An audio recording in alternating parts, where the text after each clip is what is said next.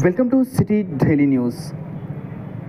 మంచిర్యాల జిల్లా దండేపల్లి మరియు లక్షడిపేట మండలాలలో కార్తీక పౌర్ణమి సందర్భంగా భక్తులు ఈరోజు ఉదయం పెద్ద సంఖ్యలో గోదావరి నదిలో పుణ్య స్నానాలు ఆచరించి నది ఒడ్డున ఉన్న ఆలయాల్లో మొక్కులు చెల్లించుకుంటున్నారు. ప్రధానంగా దండపల్లి మండలంలోని శ్రీ రమా సహిత సత్యనారాయణ స్వామి ఆలయం రెండవ అన్నవరంగా పేరుగాంచడం, భక్తులు ఈ కార్తీక మాసాన్ని పవిత్ర మాసంగా భావించి ఆలయానికి సమీపంలో ఉన్న గోదావరి నదిలో పుణ్య స్నానాలు ఆచరించి గోదావరి నదిలో కార్తీక దీపాలు ముట్టించి అనంతరం సత్యదేవునికి మొక్కులు చెల్లించుకొని ఆలయ ఆవరణలో కూడా భక్తులు వెలిగించి మొక్కులు చెల్లించుకుంటున్నారు.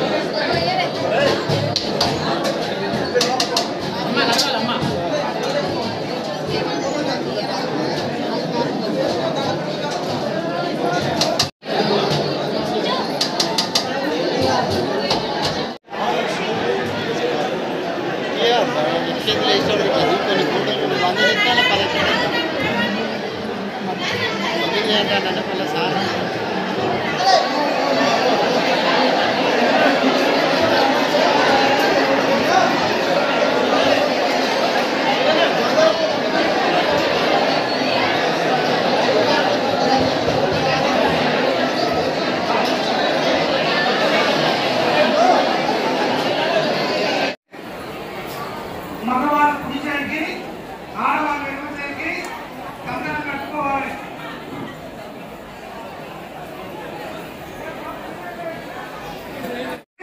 గౌరవంగా చేయాలి, ఉడకలు పెట్టుకోవాలి. పంచాలు